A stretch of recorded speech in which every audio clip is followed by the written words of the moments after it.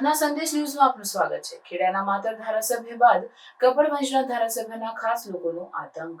ખેડાના કપડવંજમાં ધારાસભ્યના મળતિયાઓની દાદાગીરી। છીબડી તોરણા રોડની હાલત ખરાબ હોવાથી સોશિયલ મીડિયામાં આંત્રોલીના યુવકે કરી હતી કોમેન્ટ। પરિવાર સાથે જતા આંત્રોલીના નિકુંજભાઈ પટેલ બિસ્માર રોડ ઉપર પટકાયા હતા અને સામાન્ય ઈજા પહોંચી હતી। માર્ગ અને મકાન અને ધારાસભ્ય રાજેશ ઝાલા ઉપર ભ્રષ્ટાચારનો આરોપ મૂકી 26મી તારીખે કોમેન્ટ કરી। સોશિયલ મીડિયામાં કોમેન્ટ થતા 28 તારીખે ધારાસભ્ય રાજેશભાઈ ઝાલાના માણસો આંત્રોલીના નિકુંજભાઈ પટેલને સાહેબની ઓફિસે બોલાવે છે એમ કહી બળજબરીથી ઉઠાવી ગયા। યેનકેન પ્રકારે ધારાસભ્યના ખાસ માણસોથી બચી કપડવંજ કોર્ટમાં ભાગી છૂટ્યા હતા। કપડવંજ કોર્ટમાંથી કપડવંજ વિભાગીય વડાને ફોન કરી હકીકત જણાવી હતી। પોલીસની ગાડી આવીને નિકુંજભાઈ પટેલને સલામત બચાવી દીધા હતા। નિકુંજભાઈ પટેલે પોલીસમાં ફરિયાદ આપવા પહોંચતા પોલીસે માત્ર અરજી લીધી। બીજી તરફ નિકુંજભાઈને ઉઠાવી જઈ માર મારનાર દિલીપસિંહ કાળુભાઈ ચૌહાણ, અમિતસિંહ ગોહિલ, ઇન્દ્રવદન પરમાર, અજીતસિંહ સોઢા પોલીસે કાયદેસરની કાર્યવાહી કરી નહીં। રાજકીય ઇશારે આરોપીઓની કાયદેસરની FIR ભોગ બનેલ આંત્રોલીના નિકુંજભાઈ પટેલ ઉપર કરવામાં આવી છે। રિપોર્ટર પ્રતિક ભટ્ટ, નડિયાદ।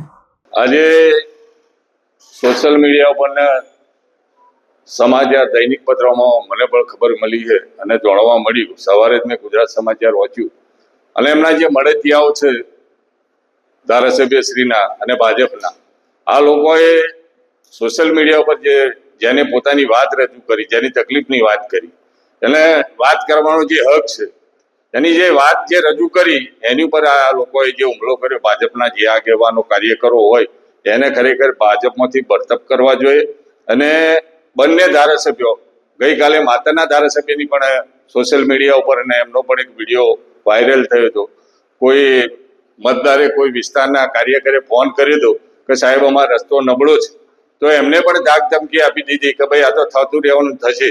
એટલે આ બિનજવાબદાર આખું જે તંત્ર છે આવનારા દિવસોમાં સરકારને ચોય ફેંકી દેશે, કંઈ ખબર નહીં પડે। આવનારા દાડા અહંકારમાં બધા આવી ગયા છે, એટલે આવનારા દાડે એમની માટે કપરાવાના છે, એમની જવાબદારી છે।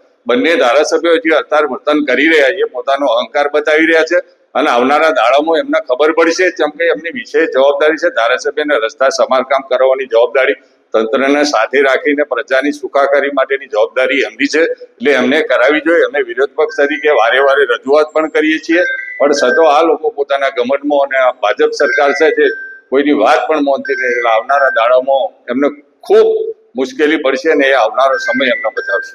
જે મુખ્યમંત્રીને શું કહેશો કે આવા ધારાસભ્યો વિરુદ્ધ તમે કેવા પગલાં લેશો? આપણે કહીએ, મુખ્યમંત્રીને પણ કહીએ કે આવા જે ગમંડી ધારાસભ્યો જે પ્રજા વચ્ચે પ્રજાએ ભૂલ કરી, જેને આ જે પ્રજા વચ્ચે આ લોકો ચૂંટાઈ ગયા અને જે પોતાના અહંકારમાં જે ફરે કે આવનારા સમયમાં અમે અમારી રીતે ચૂંટાઈ જઈશું, અને જે અહંકારમાં ફરે એમને મુખ્યમંત્રીએ પણ એમને કડકમાં કડક સજા કરી અને પાર્ટીની ખરેખર અમને તો દૂરે કરવા જોઈએ એવી મારી માગણી છે। પ્રાર્થના સંદેશ ન્યૂઝની તમામ લેટેસ્ટ અપડેટ્સ માટે ચેનલને હમણાં જ લાઈક, શેર અને સબસ્ક્રાઇબ કરો।